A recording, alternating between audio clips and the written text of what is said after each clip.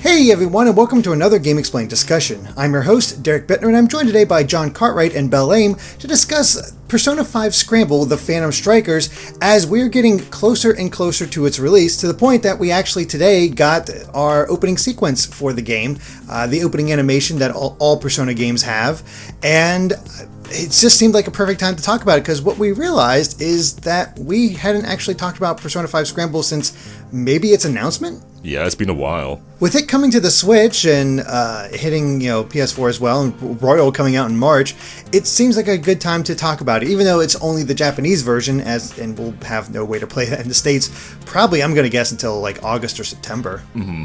Yeah, there's no date at the moment. It's coming out in Japan on I think it's 2/20, so the 20th of February. Yes. And that too is kind of significant because they are positioning this heavily as Persona 5 2.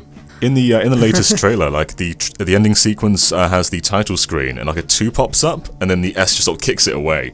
So they really are just trying to say this is a sequel to Persona 5. And they did this with Persona 4. Like Dancing All Night is technically a canon sequel, as are the Arena games. But they're not really. Whereas this one feels like it really is a sequel, though. Yeah, those feel more like... Because I played Dancing All Night and a little bit of the fighting games, and those just seemed like not really worthy additions to it. It was so text-based and didn't feel like the original game. It didn't feel like a sequel at all. And granted, for Strikers, or Scramble, it's still like not the same genre at all, but the vibe and feel of it is so much like another Persona game. Like, it is amazing how much they've taken a Muso or a Warriors game, however you want to describe it, and transform it to fully match the Persona 5 art style and vibe and what they're going for. I'm truly impressed because, we heard this announcement initially and it was like, okay, that'll be cool, but, not much else. It just felt like another spin-off that didn't matter too much. Yeah, at first it kind of looked more like a 3DS Warriors game to me, so I was like, okay, that's cool, that's a nice little game, but the more I watched, it was just like, wow, this is a full-blown game with lots of story and lots of character building and new people, new places. It's really exciting. It feels big. Like they're taking the Phantom Thieves across Japan this time, rather than just being in one city. And it feels like a natural evolution of the story, whereas like Persona 4 Dancing was so weird. Like it was just like the entire crew just has to like be backup dancers for Rise. Whereas in Persona 5 Strikers, it feels like there's actually a threat this time, and they're doing stuff they would have done in the original Persona 5, but on a grander scale. Yeah, because it looks like people's treasure is being stolen just in the everyday real world, which is very mysterious, and I want to know more. They've already got me hooked on that. Yeah, there's also in the trailers we see the calendar, so it's like a day-to-day calendar system. And Ryuji says something about summer vacation being a month, so I wonder if we're just going around the span of a month rather than the entire year. Which would make sense if this is like a summer vacation.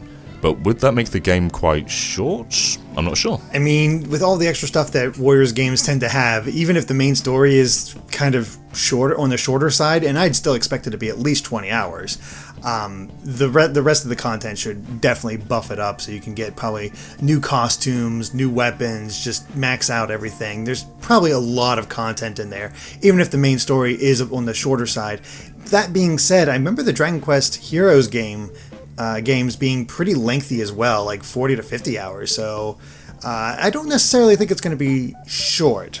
Maybe each individual day is going to be a lot longer than what we experienced with Persona 5. Yeah, maybe. How would they expand this, like, after the story's over? How do they keep providing content? I've never played a Warriors game, so how would that work? Well, like in Hyrule Warriors, they had these special arenas that you could go to, or like this map where you had specific challenges that you were trying to fulfill, and that would unlock a new piece of gear or what have you, or just keep moving on so you can get to the stuff that gives you new gear or new characters. So what they could do, because a lot of the early talk was, are they going to put other Persona characters in this game? Because usually Warriors games have a lot of characters in them, and in comparison, there really isn't a lot of playable characters, at least as it appears so far, in Scramble. So it's very possible that the other Persona characters might not be story related. However, you could do other side content that will unlock them. So all of a sudden you're playing through as Chie or any of the Persona 3 characters, or if to throw a bone to fans of the original Personas before they changed up the style, 1 and 2. And I think that'd be really cool. I remember one of the trailers opens with like the color scheme of every game in the series. Like you get like the blue of Persona 3 and the yellow of Persona 4 and the red of Persona 5. I think there might have even been color schemes for 1 and 2 as well in there. There might have been. I can't fully remember, but that's my guess. And even if they don't do it, like maybe they only get the most popular characters from each game to start with. Even then, DLC. Look at Hyrule Warriors DLC and how many extra characters got put in there and new maps and stuff. So if they started like doing the same idea and just have like Persona 3 or 4 locations in there as well, that'd be cool, especially since we are going all over Japan. It would have context that, hey, maybe they could visit that city, and maybe the DLC even add a little story bit about them visiting this or focusing on those characters. Who knows? But with Persona 5 is definitely later in this later in the timeline than 3 and 4, as they both took place in the year that they released. So these characters would obviously be older if they showed up in Persona 5. And it goes beyond characters too, because in the latest overview trailer, we see Persona Fusion. So like you can actually make your own personas in this. And like in other Dynasty Warriors game, you can of course equip different weapons, but having an entirely different persona is going to drastically change how your combat's going to work. So I wonder how extensive like the list of personas are. Like, do we have the entire compendium here, or can we just get like a certain amount of them? That would be a lot. I wouldn't be surprised if they were all there though, because I don't know. It just seems like that's something that they would encourage you to try them all, collect them, try to fuse as many as you can, just like in Persona 5, the vanilla version. Yeah, I mean it's entirely possible because just looking in the crowd, you can see a lot of the creatures from across Persona, basically the other personas that you can fuse. So I mean, I have to assume that at least those would be able to be fused and have in there, which would be really cool to see. Is just track down all the personas, fuse them, get them all. Like, we don't even know how you obtain new personas in this one yet. At least, they've had a lot of streams in Japan covering a lot of the games, showing a ton of gameplay. Obviously, we can't watch all of it. There's so much out there. But so it might have been answered already. Hard to say for sure. But the game just has so much variety. I remember watching, we just watched some of the older trailers, like the release day trailer. And there was like a 2D section where Joker's platforming all around. And the latest trailer has Joker snowboarding, taking down Jack Frost. It's like there is so much more variety here than I've ever seen with a Warriors game. Absolutely. Like, Hyrule Warriors is just level-to-level Dynasty Warriors gameplay, whereas this actually feels like a Persona game at times. Like, not the snowboarding stuff, of course, but like the points where you're just exploring Tokyo and having conversations. It looks like you can even have, like, social links in there. There's just so much Persona content going on that it feels like a proper Persona game in a way that I've not really seen from a Koei Tecmo Musou game. Like, sometimes they get really good with their theming, but I've never seen it get this good. Right. Yeah, they even have that one food truck looking area where you can just go get some food. So yeah, I like how it's called Joker's Kitchen. So Joker's just like learned so much from Soshiro that he can just cook things now for everybody. I love that connection. That's so good. Amy pointed out something earlier when she said vanilla version of Persona 5, because it doesn't seem like this is a sequel to Royal. We don't have the new character in there. What's her name? Kasumi. Kasumi, yeah. No mention of her yet. She could be DLC, I guess, but she's a core part of the crew now, so she should be with all the other Phantom Thieves. Right, and she doesn't show up. Theoretically, but since we can't play Royal, we don't know what actually happens to her at the end. Maybe she dies. Maybe she dies, maybe she goes off and does other things and just isn't fully part of the crew. I don't know. Because Marie in Persona 4 Golden, she wasn't a playable character, right? She was just an extra confidant. Exactly, yeah. So this is a bit new in that regards of having a brand new character.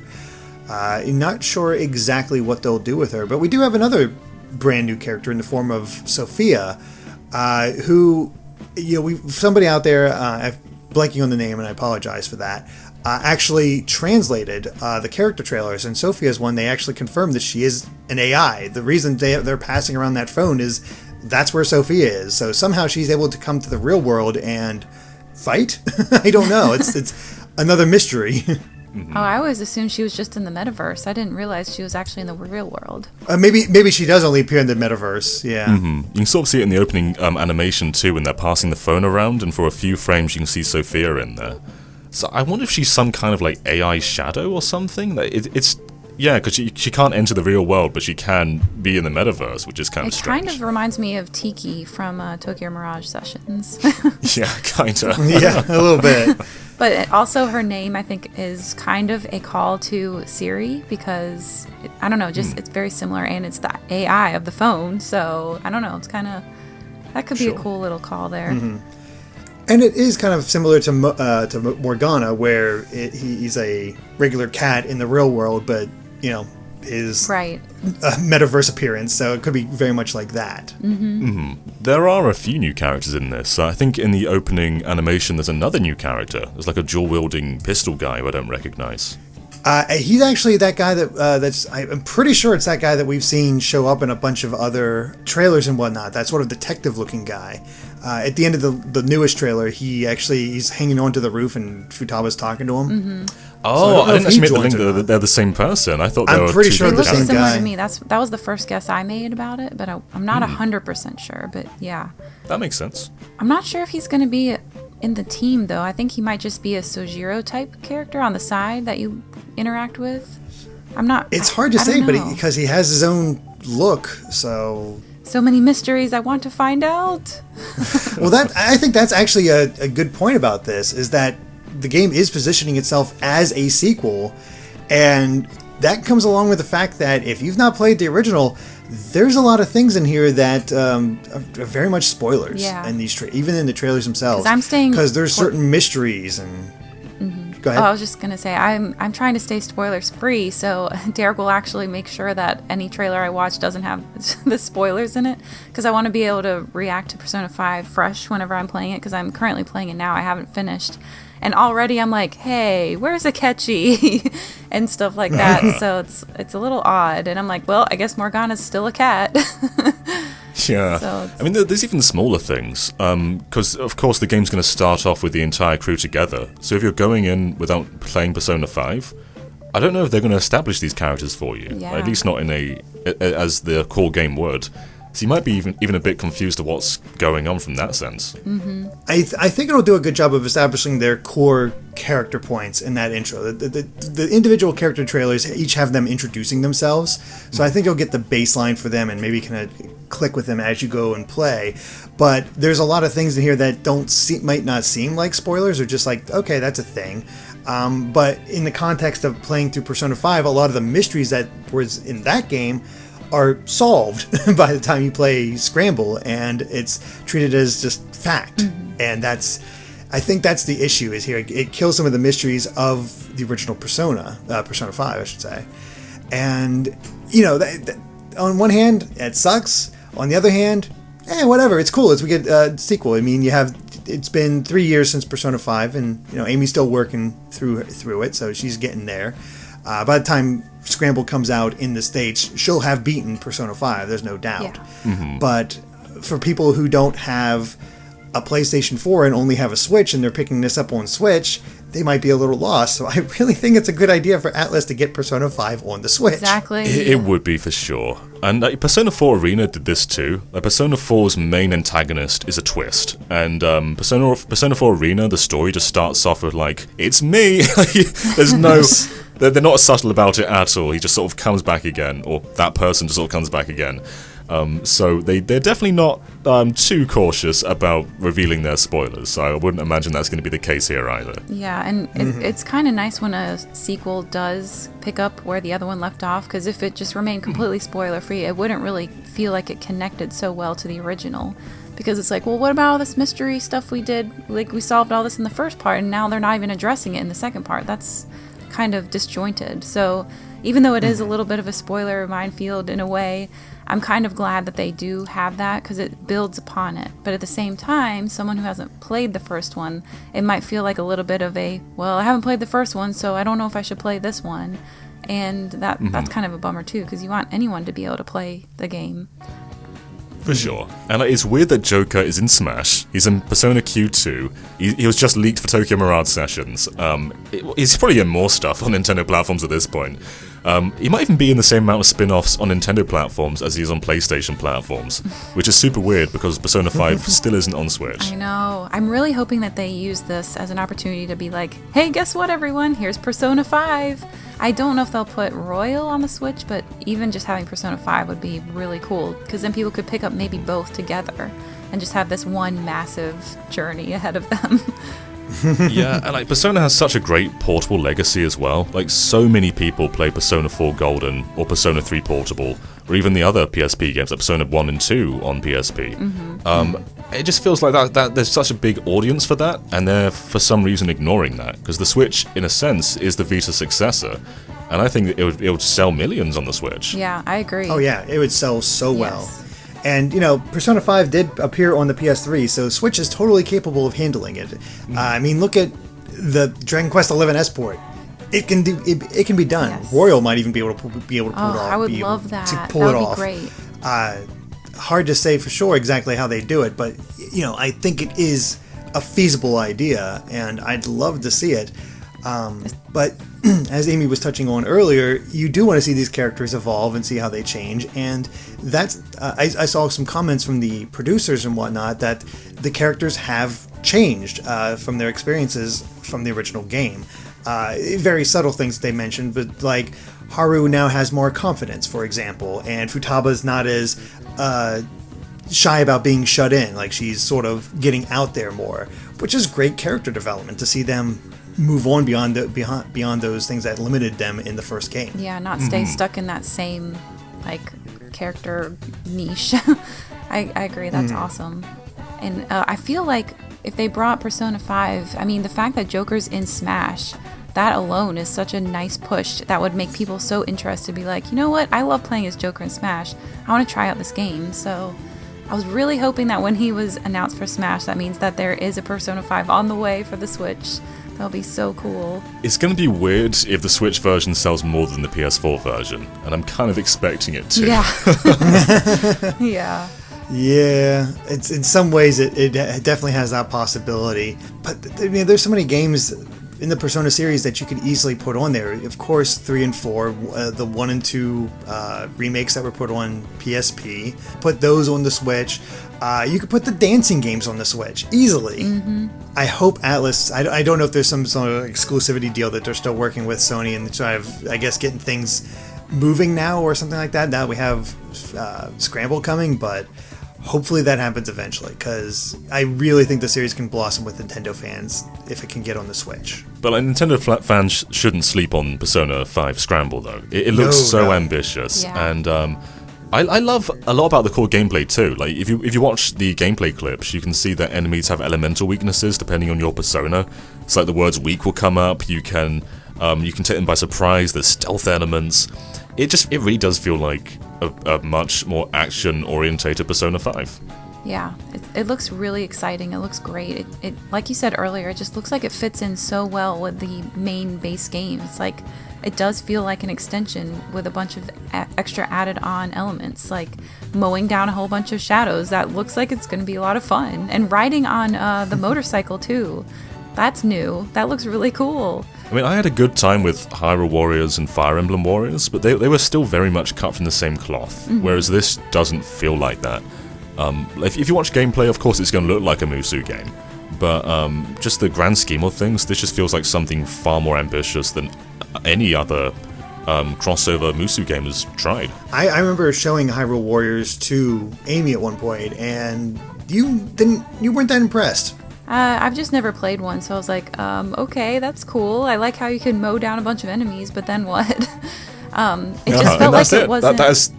I don't know. That's the core of the game, mowing down enemies. Yeah. Whereas Persona 5 Scramble has a proper storyline, has proper progression, you can explore. Hyrule Warriors doesn't have any of that. Yeah, because Hyrule Warriors seemed like a really cool catharsis type of game. Like, all right, I'm in a mood. I just want to mow down a bunch of enemies, collect stuff. This is cool. But for me personally, I love having that storyline to kind of give you that motivation to keep going and to find out more, solve the mysteries, see what's going on in the world, all the lore building. And I feel like that will really keep me personally motivated in this type of game. And it seems like there is a big focus on the story this time around, because with Hyrule Warriors, I couldn't figure out how to find a story in there. I didn't play it long, so I will say that, but there is a storyline to it, but it feels very unimportant. Like, it's bringing all these different Zelda games together, but it clearly isn't canon. And the same with Fire Emblem Warriors too, is those games have no impact on the core series, whereas this one feels like it does. Exactly. Yeah, and it's the same with Dragon Quest Heroes. It's cool to have all these characters together. There's the whole mystery involved. There's build up to it in the same vein as a Dragon Quest game. There's original characters that sort of cement it, and all these other Dragon Quest characters pop in, and it works well. But again, this just seems like the most ambitious title for that. I think that's where I had the change of heart, if you will, from the first time that I saw Scramble, because to me it just seemed like, oh, that's fun. It's like a little side thing, but it's not going to really impact the main story. And once I started noticing that you are going to find out new stuff, there's new characters to learn about, there's new bad guys to fight, there's more story to find out, that's when I started getting really invested, and I was like, super excited to just jump in there and see what more Persona 5 has to offer. Yeah, they revealed it in the worst way. The first trailer was just Persona 5 Muso. Yeah. They just showed you like waves of enemies, and that was it. And clearly the game is way more than that. Yeah, it's that new trailer I've watched so many times, just over and over again, because there's so many cool things that happens within it, between the gameplay and the interesting characters. Like, you got that one woman with the pink hair that they show a little bit of a boss fight against, which it looks really fun. Like, boss fights were some of the best parts of Hyrule Warriors, so it's great to have that in there. Yeah. And then they have this other woman that's like ice jewels and eating a lot. That's interesting. And there's something so visually interesting. It just captures my imagination, seeing those chains fall from the Shibuya building all the way down the streets. And it's like, what is happening here? It makes it seem epic.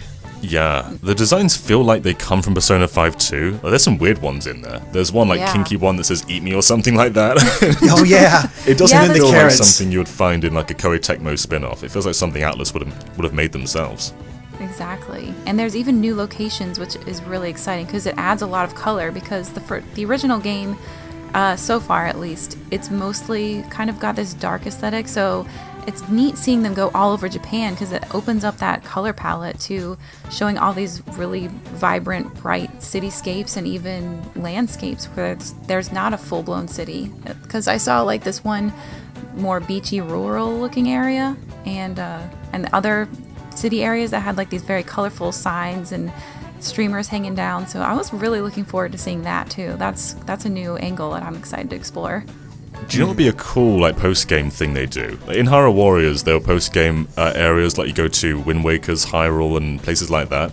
It'd be fantastic if in the post-game we go to Inaba from Persona 4 and just freely explore Inaba.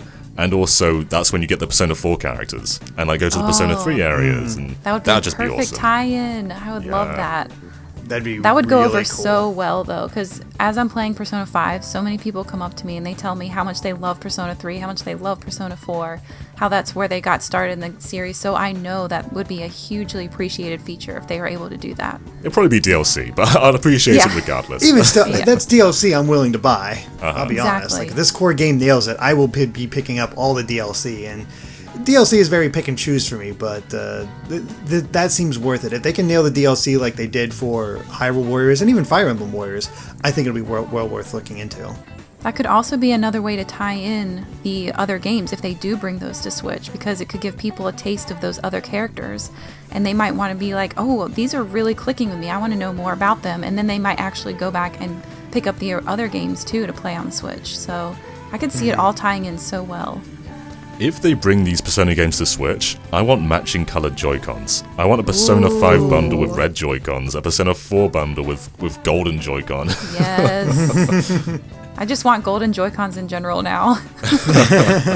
I'm really impressed with this game, because it seemed to turn everybody's opinions around, because everybody was like, okay, that's cool, but another Muso game, whatever. And then the more they show, I see the excitement building for Scramble, and I hope we get an English release date soon, because I want to play this game. Me too. I've got people on my friends list who have played Fire Emblem Warriors and Hyrule Warriors for like 200, 300 hours, and the games aren't that long. Like, you can finish them in 15, 20 hours, but there's just so much to do afterwards. And it looks like Scramble's still going to have that element while being a lot more focused than those games were. So it could be one of those games that you can play for 15, 20 hours or hundreds and hundreds of hours. That's awesome. Yeah. Although I will laugh if they structure the extra stuff that you do around mementos. And like, I don't know if that's the best idea.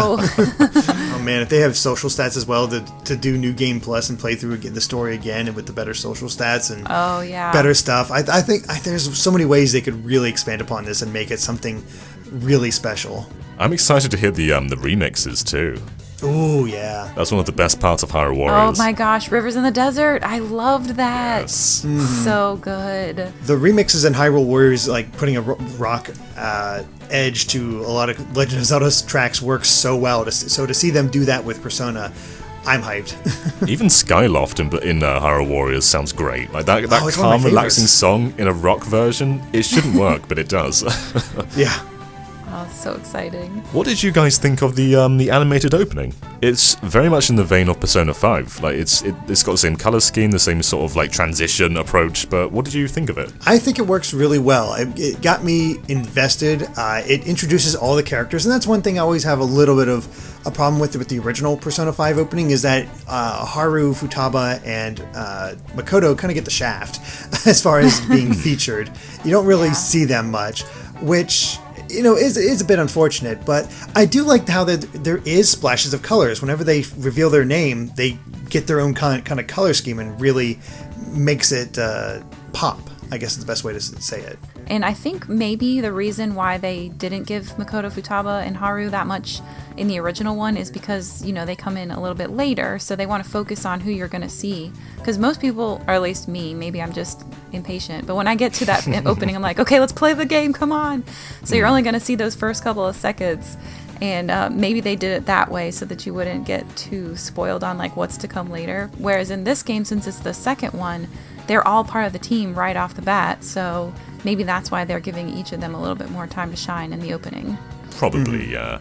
I've listened to the Persona 5 Royals opening song over and over. I love that song. But the actual opening itself, I'm not too strong on. And I feel like Scramble has a better opening than Persona 5 Royal does. Yeah, I think the song is a little better for Royal, but than Scramble. Mm-hmm. But I think the opening animation is definitely a lot of fun. It shows the action element, shows all the characters interacting, and I like some moments in the Royal opening, like when they're all smashing the buildings. I think that part's a lot of fun. Yeah, great symbolism there. I'm excited. Hopefully we'll get news soon about when it's coming out in the US, but at least we're getting Royal soon. That's not too far away. Mm-hmm. And from the time from Royal to Scramble in Japan, like Royal released in September of last year, I believe. So I think we'll hear about it probably by August. Probably. And you can count on your old buddies at GX to cover the Japanese version for you. Oh yeah. That's right. We'll be there. I'm looking forward to it. It's still one of the most memorable moments I've had with streaming is when Hyrule Warriors came out in Japan and I had the Japanese Wii U. So I ended up playing and streaming the entire game. Oh, wow. Oh my gosh. People with me the entire time, and it made the funny thing is it made the story seem so much more epic and interesting than it actually was when you translate it, because you're just sort of interpreting what's going on. I don't know if I can do that with this might be Scramble tougher. because there's a lot more dialogue. Legend of Zelda, you don't have to worry about talking too much. Yeah, more menus in Persona 2. Like, it's going to be pretty tough to play the entire Japanese version, but we'll see. I'll see what I can do. You'll do your best. I know you will. Exactly. But any other thoughts on Persona 5 Scramble before we wrap this up? I just think it looks really good. I can't wait to play as all the main characters and just take control of them, see all the unique attributes, and yeah, just looks like a great action Persona game. Yeah, I'm so hyped to know that my Persona 5 journey doesn't have to end at the end of 5, that there's more coming. I'm so happy about that. So I'm thrilled for this. I'm excited to keep it going. All right. Well, I think that covers it for our Persona 5 Scramble discussion. So thank you for watching. And if you like this video, be sure to like us on Facebook and Twitter at GameXplain. And of course, be sure to subscribe to GameXplain for more on Persona and other things gaming as well. Until next time. Bye.